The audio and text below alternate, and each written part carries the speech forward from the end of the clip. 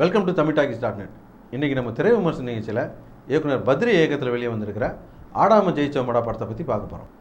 ஆடாம ஜெயிச்சோமடா இந்த படத்துடைய கதையை பற்றி பார்த்தோம்னா, கிரிக்கெட் சூதாட்டத்தில் புரோக்கராக இருக்கக்கூடிய பாலாஜி ஹீரோ கருணாகரனுடைய கால் டாக்ஸியில் பிரயாணம் பண்ணுறாரு. பிரயாணம் பண்ணும்போது ஹீரோ பாலாஜி கிட்ட சொல்கிறாரு, ரொம்ப கஷ்டப்பட்டு குடும்பம் நடத்திக்கிட்டு இருக்கேன், எனக்கு 10 லட்ச ரூபா வரைக்கும் கடன் இருக்குது அப்படின்னு சொல்கிறாரு.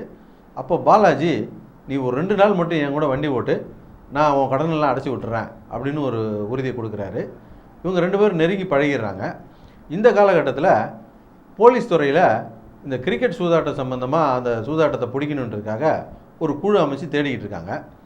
இப்போது பாலாஜி தங்கியிருக்கிற ஸ்டார் ஹோட்டலில் கொண்டு போய் அவரை இறக்கி விட்டு கருணா போயிட்டு காலையில் மறுபடியும் அவரை பிக்கப் பண்ண வருவார். காலையில் அவருடைய ரூமில் போய் பார்க்கும்போது பாலாஜி கொலை செய்யப்பட்டு கிடக்கிறாரு.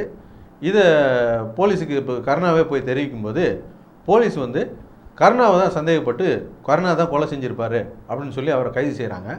பாலாஜி ஒரு கிரிக்கெட் சூதாட்டக்காரர் அப்படின்னு தெரிஞ்ச உடனே அந்த ஆங்கிளில் அந்த கேஸை விசாரணை செய்ய ஆரம்பிக்குது போலீஸு.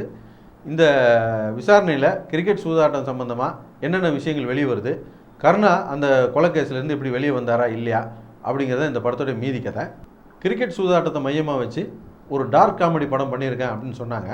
ஆனால் நம்மளால் தான் சிரிக்க முடியல. அதுக்கு காரணம், இந்த படத்துடைய மெயின் கதையை ஒரே நேர்கோட்டில் கொண்டு போகாமல் சுற்றி கொண்டு போனதுனால இந்த படத்துடைய மெயின் கதையை நம்ம தேட வேண்டியதாக இருக்குது.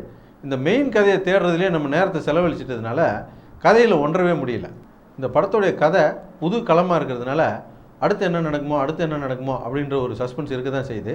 ஆனால் கடைசி வரைக்கும் இவங்க எதுவுமே பண்ணாததுனால படத்துடைய முடிவில் பெரிய ஏமாற்றம் தான் மிஞ்சுது. இந்த படத்துடைய கதையை எல்லாரும் புரிஞ்சிக்கிறதே ரொம்ப கஷ்டம்.